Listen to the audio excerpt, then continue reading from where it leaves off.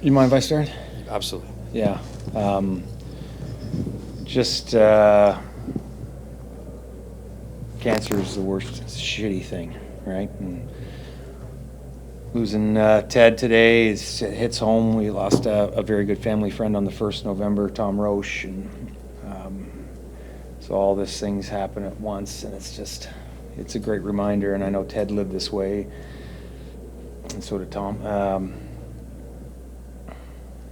You got to make the most every day, and when these things hit, it's sort of, you get that immense gratitude for a day, 2, 3, 4, a week, and you try to change things and you try to keep moving forward, and then slowly you go back to that normal routine of grinding and grinding and grinding and not living every day like you should. So harsh reminders, harsh way to get a reminder. Terrible. Thanks for that. Just overall thoughts on this one. I mean, this was a lot of hype going into this one. You guys came out firing, were able to get it done, and now you punch your ticket to a 5th straight Grey Cup. Mike, I know you're not about numbers, but what is this feeling? Yeah, we're going to treat it as the 2024 Grey Cup. I mean, that's the way we've always approached things. Yeah, we got enough young guys here that this will be their first, and we got enough vets that'll guide them through the process, because it is tricky. Thankfully, we've got a great staff that really has everything down to a T and laser focused for the players, so they can just go about their days. But yeah, we'll try and make it a first one. Perfect passer rating from Zach. Your O-line was a wall. You had Brady for 120 yards. You had Kenny and all your other receivers, firing. Your offense was going. Your defense limited them to pretty much a touchdown in the second half, which came on the first drive of the third. I mean, we've seen a lot of complimentary football from this team. How pleasing is it to see that show up in a big moment like tonight? Yeah, the guys were dialed in. They, they knew what that bye week meant for them, and they worked their asses off and made sure they were coming in healthy and ready. And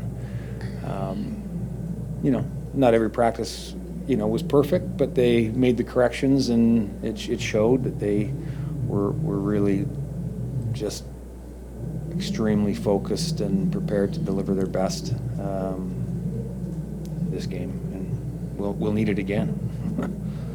Be in Vancouver, last game, I guess, in front of the fans here in Winnipeg. We had the glass in front of us. I couldn't quite get the atmosphere, but it seemed like it was rocking. Yeah, you got to open that door. I know. It's not up to me. Yeah.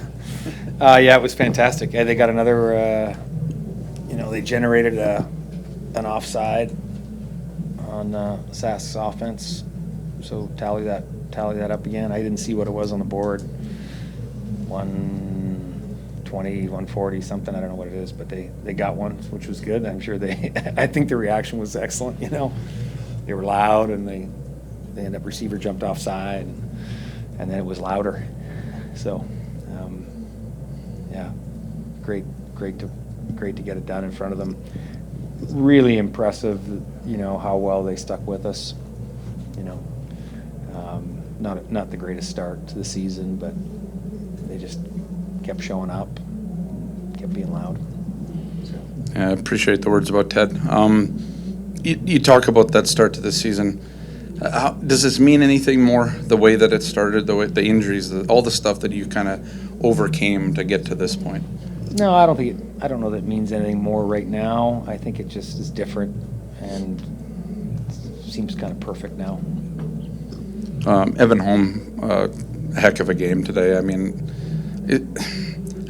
how does that come together, a game like that? I mean, it seemed like your whole secondary was just so tight. I mean, the whole defense was so tight today, but just the coverage was just so on point.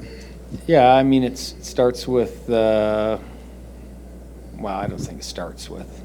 There's just a lot of things that go into it, right? Jordan Younger's really good, and the defensive staff is excellent. They put a lot of time and effort and thought into getting a plan together, and the players just are relentless in their work. you know. They're showing up at all hours of the day in a group, you know, to put more time in and to ask more questions and get more done. And then, you know, they got ideas too, and then they just do what they're asked to do. But Evan Holm is capable. That was the start of the question. Evan Holm is capable of just sensational plays all the time, right? Coach, congrats on another trip to the Grey Cup. We were talking to Kenny Lawler about what was really a career day for him tonight, and I know it's not only about one player, but are there just certain guys that can kind of come up in big moments, big games like this? Because this isn't the first time that he's kind of shown up in a playoff game for you guys. Yeah, you'd like to think that everybody could do it, right? I don't know that that's accurate. That's what you'd like to think as a coach, that when called upon, that guys are going to respond. It just so happens that Kenny would always be in the conversation as one of the best or the best receiver in the league, right? He's always in that conversation. Showed it tonight. I mean, Zach was on. Buck did a great job. You know, Buck does a great job. Buck does a great job all the time. And yeah, but like anything, right? It's a great team sport, so you need the protection. You need the precise route running. You need all these other guys doing the right things. I'd have to go back and watch all of Kenny's plays. I know he went for a lot of yards and 3 touchdowns, but there's other guys doing things too besides the protection, besides Zach Sean. There's just other routes around him that are helping him too, and I know he knows that. I'm just going to ask one more about him. I'm paraphrasing, but he talked about how this season's essentially been like a roller coaster for him, obviously with the injury, and he's really come along in the last month or so. Just what does that say about him, just the fact that he is able to kind of overcome that and once again get back to what he believes he should be, you know, the numbers that he should be kind of putting up? Yeah. I think Kenny's matured to the point too where he's not worried about the numbers. You know, he wants wins. He wants wins with a group of guys that he just laying on the line for. And as soon as you talk about this, I can vividly picture the play Kenny got hurt on.